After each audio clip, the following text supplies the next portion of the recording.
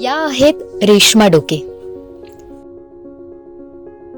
कोथरूड मधील गोसावी वस्तीतील रहिवासी. सध्या संपूर्ण गोसावी वस्तीत त्यांनी आपल्या कर्तृत्वाने आपली वेगळी ओळख निर्माण केली आहे.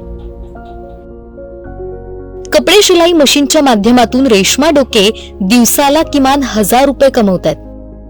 रेश्मा डोके आणि त्यांच्या परिसरातील महिलांनी एकत्र येऊन व्यवसाय सुरू करण्याचा विचार होता. मात्र कुटुंबाच्या आर्थिक परिस्थितीमुळे भांडवल कुठून उभे करायचे हा त्यांच्या समोर प्रश्न होता.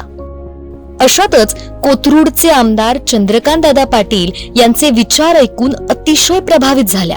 पण असं काही नाही, कधी दिवाळी आली तर कंदील करा, दिवाळी आली तर फराळ करा, दिवाळी आली तर पंत्या करा, काहीतरी करत राहा.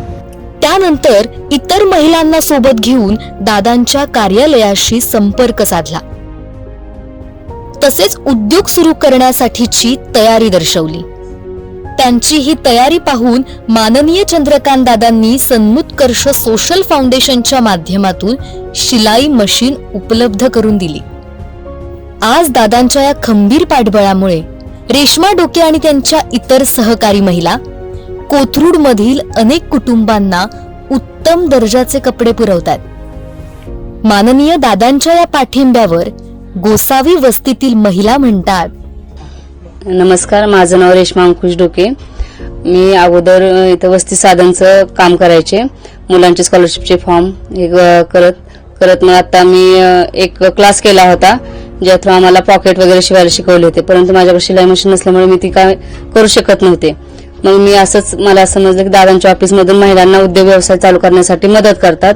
तर मी दादांच्या ऑफिसशी संपर्क साधला आणि तिथे सांगितले की मला माझा व्यवसाय सुरू करण्यासाठी मला मशीनची गरज आहे. तर तिथून मला ती मिळाली आणि मी आता ते पर्स पॉकेट शिवून माझा असा स्टॉल असतो तर मी तिथेही विकते आणि मला अशा ऑर्डरही येतात तर मी शिवून देते.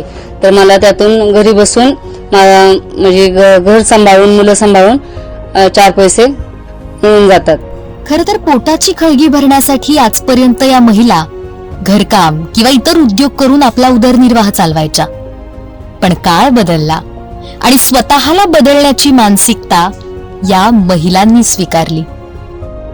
आणि चंद्रकांत दादा पाटील यांच्यासारख्या खंबीर आधारामुळे घरकाम करणारे हात आज यशस्वी उद्योजिका होताना दिसतात.